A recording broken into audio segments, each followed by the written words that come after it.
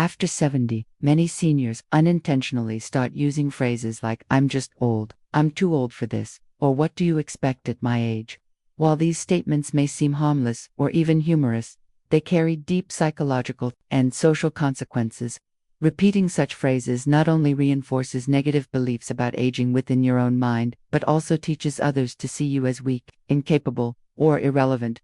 Words have powers, especially the ones we say about ourselves. When you label yourself as just old, you unconsciously set limits on what you're capable of doing. You begin to believe that memory loss, poor health, and social withdrawal are inevitable, rather than recognizing that many seniors live vibrantly well into their 80s and 90s. This kind of self-talk can reduce your motivation to stay active, healthy, and socially engaged. Moreover, those around you, family, friends, caregivers, start to treat you based on how you define yourself. If you constantly refer to yourself as too old, people may stop inviting you to participate in activities, seeking your advice, or expecting your involvement.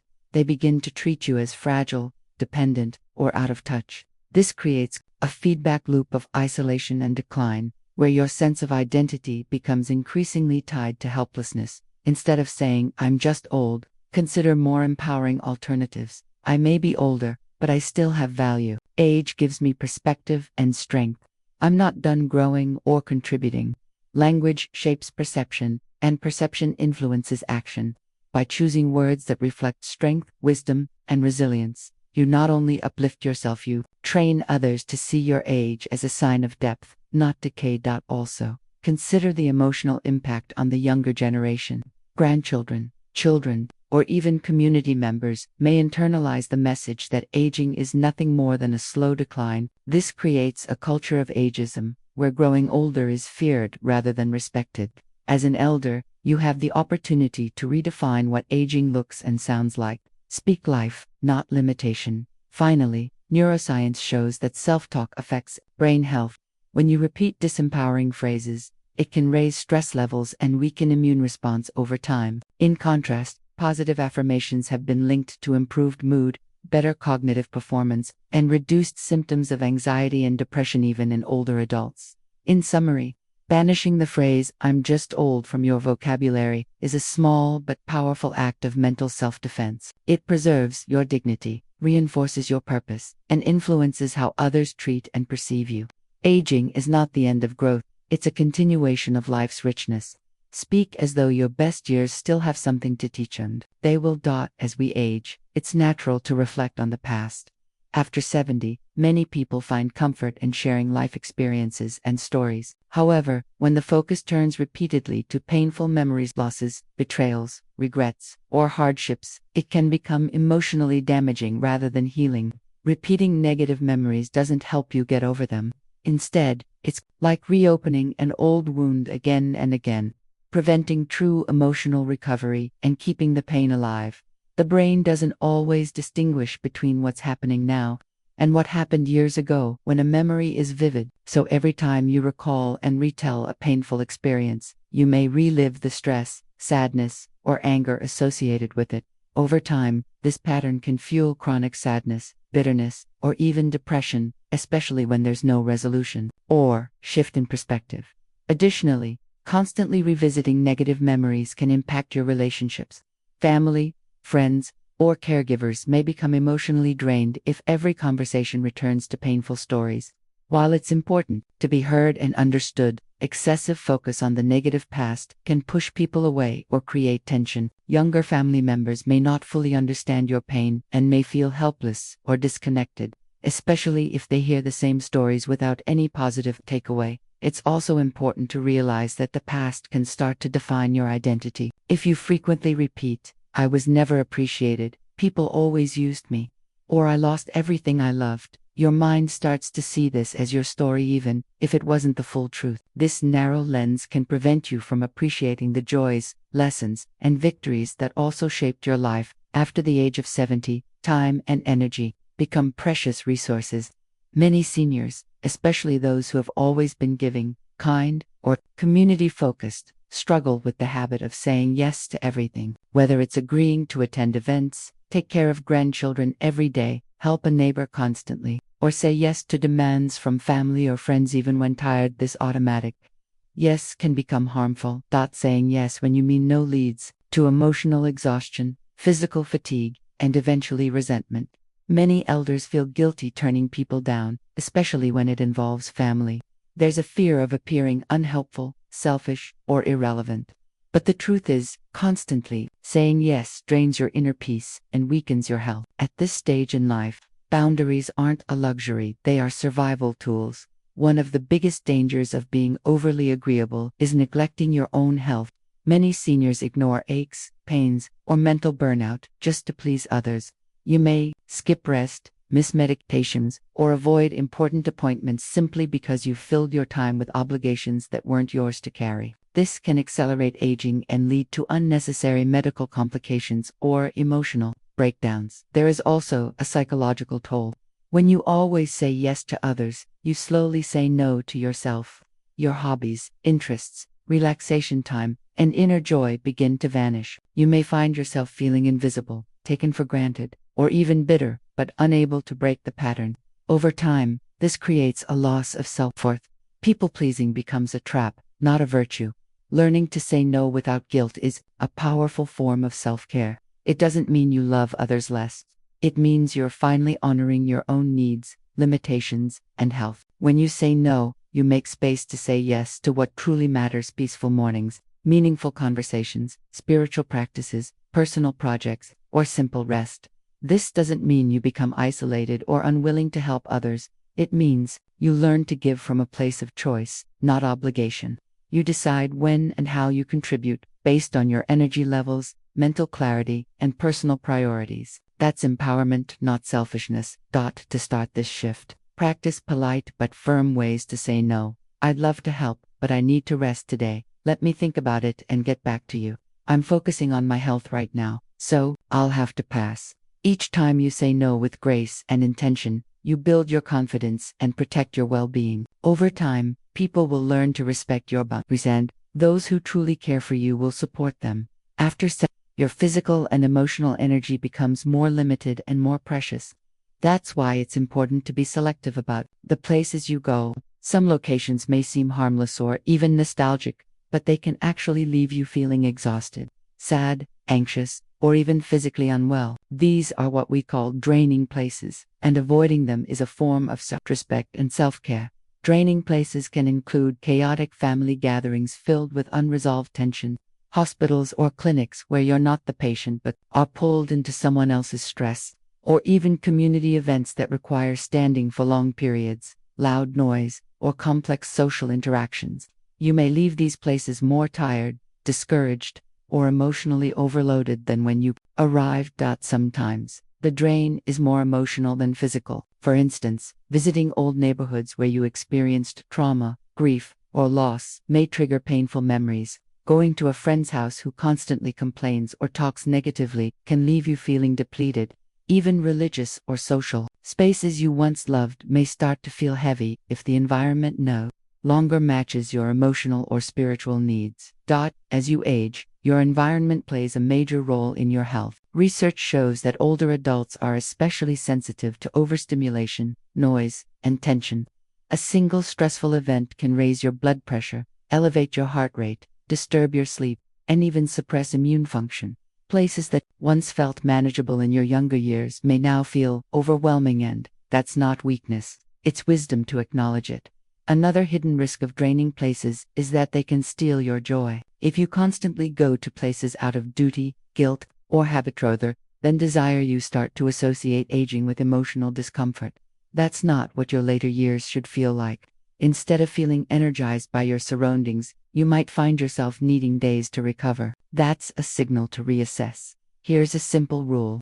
If a place consistently leaves you feeling worse than before you arrived, it's time to limit or avoid it. Instead, prioritize restorative places, a quiet park where you can breathe deeply, a library or cozy cafe with gentle background noise, a spiritual center or church that nourishes rather than pressures, a friend's home where laughter comes easily and expectations are light. You deserve to spend your time in places that bring comfort, peace, and positive energy. That's not selfish, it's essential for emotional balance and long-term wellness. Learn to trust your body and intuition. If you feel heavy or anxious before going somewhere, pause and ask yourself, why am I going? What do I gain from this? What might it cost me? If the cost is your peace, it's not worth it. In summa, after 70, one of the most important rules for living well is knowing your limits, especially when it comes to physical tasks. Many older adults feel pressure to continue doing everything on their own, lifting heavy items, climbing ladders, deep the house, or gardening for hours without breaks. While independence is admirable, overestimating your physical ability can lead to serious consequences, including injury, exhaustion, and even hospitalization. Falls are one of the leading causes of injury among seniors. Something as simple as climbing a stool to reach a shelf or carrying a heavy grocery bag can result in broken bones, sprains, or worse. The body naturally loses muscle mass, bone density, and flexibility with age. Balance and reaction times also decline. This doesn't mean you're incapable, it means you need to adapt wisely and not take unnecessary risks. Fatigue is another hidden danger. Many seniors push through tiredness to complete a task, unaware that they're stressing their heart, straining their joints, or spiking their blood pressure. If you find yourself panting, dizzy, or needing long recovery after basic chores, it's a sign that you're overdoing it. Repeated overexertion can lead to chronic fatigue, sleep problems, and even long-term health setbacks. Part of the challenge is emotional. Older adults often feel guilty asking for help. They don't want to be a burden to their children or appear weak. Some are afraid of losing control or being seen as dependent, but asking for help is not a sign of weakness. It's a sign of wisdom and self-awareness. It allows you to preserve your health, avoid accidents, and keep your independence longer. There's also the social side of help. Letting others assist you can strengthen relationships, whether it's a neighbor, family member, or hired helper. Involving others in your routine invites connection and conversation. It allows others to show care and creates a mutual sense of support to reduce risks and preserve your well-being. Consider the following practical shifts. Use assistive tools like grabbers, walkers, step stools with handles, or wheeled carts. Divide chores into short sessions rather than long, exhausting stretches. Hire or ask for help with higher-risk tasks like roof work, gutter cleaning, or heavy yard work. Listen to your body's warning signs, especially pain, dizziness, or shortness of breath. Also, prioritize rest as part of the task, not as an afterthought. You're not in a race. Taking breaks doesn't slow you down, it protects your strength for the long run. After 70, your emotional peace matters more than ever. One of the most overlooked sources of stress in old age is forcing yourself to be in environments where you don't feel accepted, valued, or comfortable. Whether it's a family gathering filled with tension, a social group that no longer feels familiar, or even a religious or community setting that has changed over time, you don't owe anyone your presence at the cost of your peace. Many older adults feel obligated to keep showing up, whether it's to maintain appearances, avoid hurting others, or because it's what we've always done. But as time passes, people change, values shift, and relationships evolve. Places that once felt like home can start to feel cold or critical. The signs are subtle at first: disinterest when you speak, lack of eye contact, patronizing remarks, or simply being left out of conversations or decisions. Over time, these signals add up, sending a clear message: you don't belong here anymore, and here's the truth, you don't have to. The emotional toll of staying in unwelcome spaces can be profound. You may leave feeling rejected, drained, disrespected, or even questioning yourself. Seniors are especially vulnerable to the emotional effects of exclusion, because connection and meaning are crucial to well-being at this stage of life. Repeated experiences of feeling unwanted can lead to depression, anxiety, or self-isolation. Some environments may even become toxic, not because people are overtly cruel, but because they fail to treat you as a whole person. They may reduce you to your age, your health issues, or your limitations. Or they may expect you to remain silent and passive, rather than honoring your wisdom, insight, and lived experience. When this happens, it's not your job to change them. It's your job to protect yourself. You are not too old to choose who you spend time with, where you go, and what energy you allow into your life. Instead of forcing yourself to fit in, give yourself permission to find or build environments where you feel truly seen and appreciated. That might mean spending time with one or two genuine friends instead of large groups. It could mean joining a new senior group, an online community, or even creating your own safe space where respect and joy are the foundation. Here's a powerful question to ask yourself after any gathering or environment. Do I feel more alive or more drained after being here? If the answer is consistently drained, it's time to reconsider. In your later years, every hour is valuable. Don't waste them in rooms where your presence is merely tolerated. Instead, choose spaces physical or emotional where you are welcomed, not endured, valued, not dismissed. In summary, you've earned the right to be where love lives. Walk away from places that lower your spirit and step into environments that lift you higher. Peace is not a luxury, it's your responsibility. After the age of 70. Peace of mind isn't just a luxury, it's essential for your emotional and physical well-being. At this stage in life, every relationship, every conversation, and every interaction matters. That's why it's so important to distance yourself from people who bring nothing but complaints, criticism, or chaos into your life. These individuals might be longtime friends, family members, or acquaintances, but their consistent negativity can quietly erode your sense of peace, purpose, and joy. Let's break it down. Complainers are people who always focus on what's wrong. They talk about problems, but never solutions. Being around them constantly drains your energy and shifts your focus away from gratitude or positivity. Over time, their worldview can influence yours, making it harder to find joy in daily life. Critics often mask their judgments as honesty or concern. They might belittle your choices, question your abilities, or make passive-aggressive remarks about your lifestyle, appearance, or health. Their words may be subtle, but they chip away at your confidence, especially after 70, when you may already be navigating changes in health or independence. Constant criticism can cause deep emotional damage. Chaotic people bring confusion, drama, and unpredictability. These are the individuals who constantly need rescuing, start arguments, stir gossip, or live in a cycle of emotional crisis. Their presence leaves you feeling unbalanced and anxious. You may find yourself trying to fix their issues or getting caught in their emotional mess. This kind of stress takes a real toll, raising blood pressure, increasing fatigue, and weakening your immune response. The truth is, your emotional space is sacred. Just as you protect your physical body by avoiding dangerous activities, you must protect your inner world by choosing who you allow into it. You may ask, but what if the person is family? That's a valid and difficult concern. Setting boundaries doesn't mean cutting someone off completely unless that's necessary. It means limiting exposure to toxic energy and refusing to be pulled into their emotional vortex. You can choose to shorten visits, change the subject when conversations become negative. Kindly say, I'd rather talk about something uplifting. Prioritize time with people who bring calm, not chaos. Also, it's never too late to build new relationships. Many seniors believe that friendships are only for the young, but this is a myth. Some of the deepest, most meaningful connections are formed later in life. Seek out people who inspire you. Listen without judgment and uplift your spirit. They are out there often, in community groups, faith circles, book clubs, or even online spaces designed for older adults.